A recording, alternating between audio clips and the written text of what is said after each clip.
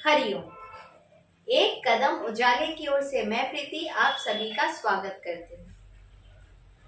बचपन में हम सब जितने सुखी होते हैं, बाकी के फिर कभी उम्र में इतने सुखी नहीं होते। ये तो आप सब स्वीकार करेंगे, क्योंकि बचपन में एक अजीब सी निश्चिंतता रहती है। अपने माँ बाप पर हमें बहुत भरोसा रहता है। हमारी हर जरूरतों का हमारे माँ बाप ख्याल रखते हैं, घर के बड़े ख्याल रखते हैं। हमें जिस चीज की जब जरूरत होती है बिना मांगे मिल जाता है। यही कारण है कि हम बिल्कुल निश्चिंत रहते हैं, और निश्चिंत रहते हैं तो सुखी भी रहते हैं।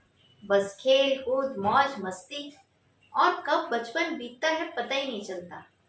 लेकिन जैसे जैसे हम बड़े होते हैं, हम आत्मनिर्भर होते जाते हैं, और फिर हम चिंताग्रस्त होते हैं और दुखी होने लगते हैं। इसका एक कारण जो मेरी समझ में आता है वो ये है कि हमें खुद पर तब ज्यादा यकीन रहता है। हम किसी और पर यकीन नहीं करते। हम सोचते हैं कि हमारा ख्याल हमसे बेहतर तो कोई नहीं रख सकता। हमारे सारे डिसीजंस बिल्कुल सही रहते हैं क्योंकि हम ले रहे हैं। और ऐसे में जब हम असफल होते हैं, असफलता हाथ लगती है, तो हम चिंताग्रस्त हो जाते हैं और हम दुखी हो जाते हैं। ऐसे ही एक जिज्ञासु एक बार एक सुखी व्यक्ति की तलाश करता हुआ एक गांव में पहुंचा। उसने एक निर्धन व्यक्ति को देखा और उससे पूछा कि भाई, क्या तुम सुखी हो? वो बोला कि नहीं, मैं तो गरीब हूँ, मैं कैसे सुखी हो सकता हूँ।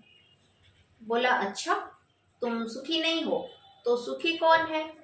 उसने कहा कि गांव का धनाढ्य व्यक्ति, धनवान व्यक्ति, वो जरूर सुखी होगा। अब ये जिज्ञासु एक धनी व्यक्ति के पास पहुंचता है और उससे पूछता है कि महाशय, आप तो जरूर सुखी होंगे। तब वो धनाढ्य व्यक्ति उसको बोलता है कि नहीं, देखो, मेरे पास इतनी धन संपत्ति है जिसकी रख रखाव की कोई सुरक्षित व्यवस्था नहीं है। मुझे हमेशा डर लगा रहता है कि कब कोई चोर उचक्का डाकू आके मेरे धन को लूट के ले जाएगा। तो भाई, मैं तो बिल्कुल दुखी हूँ, चिंता में हूँ, दुखी हूँ। मैं कैसे सुखी हो सकता हूँ? तुम तो राजा के पास जाओ, जरूर राजा बड़ा सुखी होगा। अब वो जिज्ञासु राजा के पास पहुंचता है। राजा को बोलता है कि राजा जी, आप तो बड़े सुखी होंगे, आप तो किसी बात की चिंता ही नहीं है आपको। तो राजा बोलता है कि देखो, मेरे पास बहुत भोग सामग्री तो है। जिनके पास भोग सामग्री नहीं होती है वो उनके लिए दुखी होते हैं, लेकिन मेरे पास भोग सामग्री होते हुए भी मेरे पास इतनी सारी ढेरों बीमारियां मेरे शरीर में हैं कि मैं उसका इस्तेमाल ही नहीं कर पा रहा हूँ। वैद्य जी ने बताया है कि अगर मैं भोग पदार्थों का त्याग नहीं करूंगा, उसका इस्तेमाल करूंगा, तो मेरी बीमारी और बढ़ जाएगी। तो भाई, मैं तो बड़ा दुखी हूँ, और इस धरती पर तो तुम्हें शायद ही कोई सुखी व्यक्ति मिले। तुम तो ऐसा करो, पूरे ब्रह्मांड का चक्कर लगाओ, जाओ इंद्र के पास जाओ, जरूर वो जरूर सुखी होगा, क्योंकि वो तो देवताओं का राजा है। जिज्ञासु व्यक्ति इंद्र के पास पहुंचते हैं, देवराज को प्रणाम करते हैं और कहते हैं कि भाई, आप तो बड़े सुखी हैं। इंद्र बोलता है, मैं और सुखी नहीं महाशय, मैं तो बड़ा दुखी हूँ। जिज्ञासु बोलता है, अच्छा, आप भी दुखी है, क्यों? तब ये बोलते हैं कि देखो, मुझे हमेशा डर लगा रहता है कि कोई भजन अभ्यासी, कोई साधु, कोई महात्मा तपस्या करेगा और मेरे इंद्रासन को मुझसे छीन लेगा। बस इसी चिंता में मैं हमेशा दुखी रहता हूँ। तो फिर सुखी कौन है? तब इंद्रराज बोलते हैं कि एक काम करो, तुम ब्रह्मा जी के पास जाओ, वो जरूर सुखी होंगे। अब जिज्ञासु ब्रह्मा जी के पास पहुंचता है, पितामह को प्रणाम करता है और बोलता है कि पितामह, आप तो बड़े सुखी होंगे, आपको तो किसी बात की कोई दुश्चिंता नहीं होगी। तो ब्रह्मा जी कहते हैं कि देखो भाई, मैंने सृष्टि की रचना करी, मैंने एक विधान बनाया कि पुत्र को अपने पिता की आज्ञा स्वीकार करनी चाहिए, माननी चाहिए। लेकिन मेरे खुद के पुत्र मेरी आज्ञा नहीं मानते और मैं इसी से बड़ा दुखी रहता हूं। अब जिज्ञासु बोलता है, तो फिर सुखी कौन है? तब ब्रह्मा जी बोलते हैं कि भाई तुम शिव जी के पास जाओ, जरूर वो सुखी होंगे, वो तो योगी हैं, सन्यासी हैं। अब ये जिज्ञासु शंकर जी के पास पहुंचता है, शंकर जी को प्रणाम करता है और बोलता है कि बाबा आप तो बड़े सुखी होंगे, आपको तो किसी बात की चिंता नहीं होगी। तो शंकर जी बोलते हैं कि नहीं, मेरे घर में तो बड़ी सारी समस्याएं हैं। जब मेरा पुत्र गणेश अपने चूहे की सवारी पर आता है तो मेरे गले का नाग उसके चूहे को खाने दौड़ता है। वो डर के मारे बिल में घुस जाता है। अपनी सवारी को न देखकर गणेश दुखी हो जाता है और पुत्र को दुखी देख पिता का दुखी होना तो स्वाभाविक है। वहीं दूसरी ओर मेरा बेटा कार्तिकेय जब अपनी सवारी मयूर पर बैठकर मुझसे मिलने आता है तो उसका मयूर मेरे गले के नाग को खाने दौड़ता है। डर के मारे मेरा नाग बिल में घुस जाता है। अपने गले की माला को न पाकर मैं बड़ा दुखी हो जाता हूँ। मुझे दुखी देखकर कार्तिकेय दुखी हो जाता है।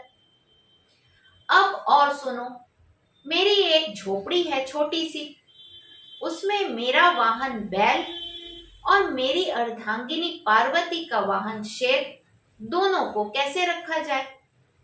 पार्वती का वाहन जब दहाड़ता है तो मेरा बैल खूंटा उखाड़ के भाग जाता है। अब अपनी सवारी को इस तरह भागता देख मैं दुखी हो जाता हूँ। तो भाई हमारे घर में तो बड़ी समस्या है, लेकिन हाँ, इन सब के बावजूद जब मैं अपने भगवान का ध्यान करता हूँ तो मुझे बड़ी शांति, बड़ा सुख मिलता है। तो इस पूरे ब्रह्मांड में सुख स्वरूप तो केवल विष्णु जी हैं, तुम उनके पास जाओ।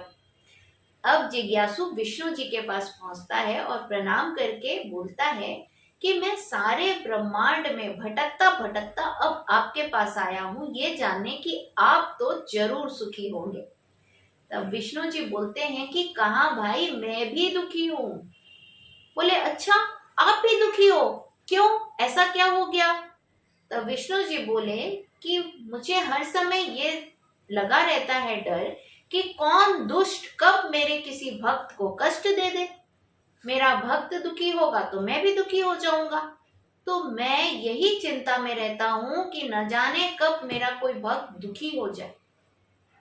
तो भाई अगर तुम किसी सुखी व्यक्ति की तलाश में हो तो एक बात जान लो कि मेरा भक्त जिसने मेरे नाम का आश्रय ले रखा है केवल वही सुखी है, और धरातल में ब्रह्मांड में तुम्हें कोई सुखी व्यक्ति नहीं मिलेगा। अब यहाँ ये समझिए कि भगवान ने भक्त को क्यों सुखी कहा। जैसे इस लौकिक शरीर के लौकिक जगत में हमारे माता पिता, हम अपनी चिंताएं उनके ऊपर सौंप के निश्चिंत रहते हैं, उसी तरह हमारे असली माता पिता भगवान हैं। सारी सृष्टि के सब जीव जंतु पशु पक्षी मनुष्य सबके माता पिता, सबके रखवाले भगवान हैं। तो भगवान हमसे बेहतर, भगवान हमारी जरूरतों को समझते हैं। हम अक्सर उदास होते हैं ये सोच के कि अगर विपरीत परिस्थिति हमारे ऊपर आती है, लेकिन हम ये नहीं समझते कि विपरीत परिस्थिति, एडवर्स सिचुएशन भी हमारे भले के लिए आती है। कहीं ना कहीं उसमें हमारी भलाई छुपी रहती है, क्योंकि हमारे रखवाले भगवान हैं। तो वो कभी हमें विपत्ति में, कभी हमें कष्ट में डाल ही नहीं सकते। जब हमारे अपने माता पिता हमें दुखी नहीं कर सकते तो भगवान कैसे दुखी कर सकते हैं? ये हमारा दोष है, हमें कमी है कि हम खुद पर विश्वास ज्यादा करते हैं, भगवान पर समर्पित ही नहीं होते, श्रद्धा नहीं रखते, आस्था नहीं रखते। अगर हम भगवान पर पूर्ण आस्था रख के पूर्ण समर्पित हो जाएं, तो हमें किसी किस्म की चिंता की कोई आवश्यकता ही नहीं पड़ेगी।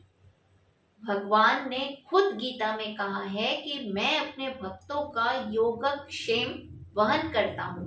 अर्थात उनका सारा रख रखाव, जिंदगी की जिम्मेदारी मेरी है। तो जब भगवान ऐसा वादा कर रहे हैं तो हम निश्चिंत क्यों नहीं हो पा रहे? कोशिश करिए अपनी सारी समस्याओं को भगवान को सौंप दीजिए और ये सोचिए कि वो जो करेंगे हमारे लिए अच्छा ही करेंगे। फिर हमारे लिए दुखी होने की कोई वजह ही नहीं बचेगी। हम भी हमेशा सुखी रह सकेंगे। फिर मिलने के वादे के साथ आज लेती हूँ विदा। हरिओम।